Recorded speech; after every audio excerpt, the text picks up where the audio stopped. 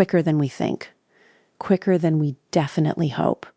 And that is the part that should have every single person receiving Social Security paying attention right now. This is a live Q&A style breakdown. So if you've got questions about Social Security, retirement, survivor benefits, disability, Medicare, all of that, stick around. Because once we get through this COLA issue, I'm going to get into some of the questions that keep coming up over and over again.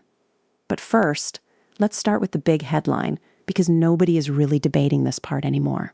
If nothing is done soon, millions of people receiving Social Security are going to see a cut. Not maybe, not possibly, a real cut. And the number most experts keep circling around is right there in the low 20s, around 23%, give or take a point or two, depending on whose estimate you're looking at. That means every person getting Social Security, retirement, survivor, disability, all of it could be looking at a smaller check if lawmakers keep doing what they've been doing for decades, which is delay, delay, delay. We are now counting this down in checks, not just in years. That's how close it's getting.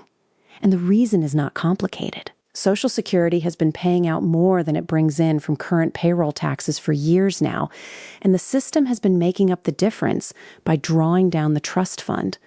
That trust fund was built up for this exact moment. But if you keep pulling from savings every month and never fix the underlying shortfall, eventually the savings run down. That is not politics. That is math. Now, the positive news today is that there are solutions. In fact, there are a lot of solutions. That's what makes this so frustrating. This is not one of those problems where nobody knows what to do. There are simple fixes. There are moderate fixes. There are partial fixes. There are long-term fixes. You could hand a calculator to a middle school kid and say, here's the gap, here are the revenue options, here are the benefit formulas, and they could understand the basics of how to shore this thing up. The hard part is not finding solutions. The hard part is political will. But before we get there, let's talk about the big change being proposed right now, because this one is aimed directly at COLA. A newer idea being floated is this. Not everybody would get the full cost of living adjustment in future years. In other words, COLA would still exist, but some people, especially those with higher Social Security benefits, might get a reduced COLA instead of the full amount. The argument behind it is that people living mostly or entirely on Social Security need every bit of that annual increase, especially in years when prices rise fast. And that part is true. If someone is scraping by month to month, that extra 2, 3, 4, or 5% matters. We all remember that huge 8.7% COLA during the inflation spike. For a lot of seniors, that was not some bonus. That was survival money. But the proposal says that if you are receiving a higher annual benefit, maybe $40,000 or $50,000 a year from Social Security, then perhaps you should not receive the full COLA going forward. So if the annual adjustment would have increased your benefits by, let's say, $1,000 over the year, the proposal might cap that increase at $900. And the extra $100 would stay in the trust fund instead of being paid out. The theory is that lower income beneficiaries would continue receiving the full COLA, while higher benefit recipients would receive a slightly reduced increase. That's the proposal in plain English. Not eliminate COLA completely, but trim it for people at the upper end of the benefit scale. Now, why are they even talking about this? Because the gap is real. Every year, Social Security brings in well over $1 trillion from workers paying payroll taxes. But every year, more is going out than coming in. That changed around the time large numbers of baby boomers started retiring. For decades, workers paid in more than was needed for current benefits, and that created the trust fund cushion. But now the system is leaning on that cushion to keep full benefits going out. And once that reserve is depleted, Social Security can only legally pay benefits from incoming revenue. That's where the projected shortfall comes from. If the system is 23% short at that point, then benefits would be cut accordingly unless Congress acts. And let me say this clearly, because there's always a lot of noise around this issue. The trust fund is not some fantasy. It is not some made-up talking point.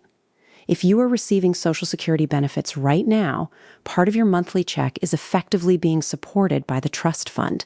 That is exactly what it is there for. But again, if you withdraw from savings every month, eventually those savings get smaller. That's not theft. That's not mystery. That's not ideology. That is simply how the structure works.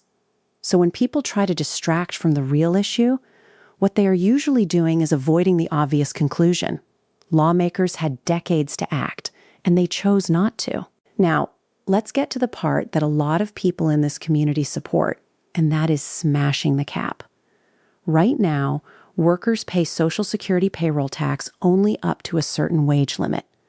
Once someone earns above that taxable maximum, they stop paying the Social Security portion on additional wages for the rest of the year. Meanwhile, people earning under that amount pay Social Security tax on every single dollar they earn. That is why so many people look at this and say the system is upside down. If a teacher, truck driver, nurse, mechanic, office worker, or retail employee pays on every dollar they make, why should someone making far more stop paying after hitting the cap? Eliminating that taxable maximum, or at least raising it substantially, has long been one of the most discussed fixes. A few years ago, it could have solved an even larger share of the problem than it would today. That is another maddening part of this story. The longer lawmakers wait, the less powerful each fix becomes. A change that might once have fully closed the long-term gap now closes only part of it. And if they keep waiting, the available options become harder, harsher, and more politically painful. Delay has a cost. Kicking the can is not neutral. Every year of inaction weakens solutions that would have been easier if adopted earlier. There is another fairness issue, too, and that is what counts as income for purposes of paying into the system. Payroll taxes hit wages. But many very wealthy people do not primarily live on wages. They live on capital gains, investment income, asset-based borrowing, business structures, and other streams that are treated differently. So one of the ideas out there is not just to smash the cap on wages, but also to broaden what income is subject to Social Security tax. The reason people keep coming back to that idea is because it gets at the imbalance in who funds the system. If working people are carrying the burden on wages while enormous amounts of high-end income flow outside the structure, then of course people are going to say the system needs to be updated. And every time that idea comes up, somebody says, well, then billionaires would be owed gigantic Social Security checks. Not necessarily, because Social Security benefits are not calculated as a simple one-to-one return based on every dollar you paid in. The formula is progressive. Lower earners get a higher replacement rate, and higher earners get a lower replacement rate. That has been built into the design for generations. In practical terms, someone with lower average lifetime earnings gets a much larger percentage of those earnings replaced by Social Security than someone with very high earnings. That is not a flaw in the system. That is the point of the system. So if lawmakers chose to tax more high-end income, they could also adjust the formula at the top end so the system remains progressive and does not suddenly create absurd benefit levels. That is not some impossible engineering problem. It is completely manageable. The mechanics are not the obstacle. The politics are the obstacle. That's why I keep saying the solutions are easy. The hard part is getting people in power to stop pretending there are no options when there are options sitting right in front of them. And that brings us to the real issue, political will. Why has this not been fixed? It is not because one side had the perfect answer and the other side blocked it. It is because, for far too long, too many people in power were comfortable putting this off. It is easier to study it, talk about it, hold hearings about it, posture about it, and promise to deal with it later than it is to take a vote now. That is how we got here. And if the public does not keep pressure on this issue, what happens is the same thing that always happens. The deadline gets closer, the fear gets higher, and suddenly the only ideas allowed into the conversation are the ones that benefit the usual powerful interests. Now, let me get into a few quick questions because these are the kinds of things people ask every single day. First, people say, how does COLA really help if Medicare Part B keeps going up? Fair question. If you get a modest COLA, but your Medicare costs rise at the same time, it can absolutely feel like you broke even or even lost ground. That is why so many seniors say COLA is not some luxury increase.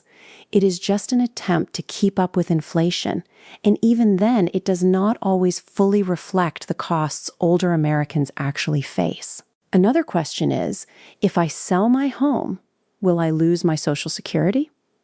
If you are on regular Social Security retirement, SSDI, survivor benefits, or spousal benefits, selling your house generally does not cancel those benefits. But if you are on SSI, that's different because SSI is needs-based. And if your income jumps or your resources rise above the limits, that can affect eligibility. So people always need to know which program they're actually on before assuming a sale, gift, inheritance, or asset change won't matter. And another big one is, should I wait to file because my latest earnings are higher? In many cases, once new earnings are posted, Social Security can recalculate and adjust benefits if those earnings replace a lower year in your record.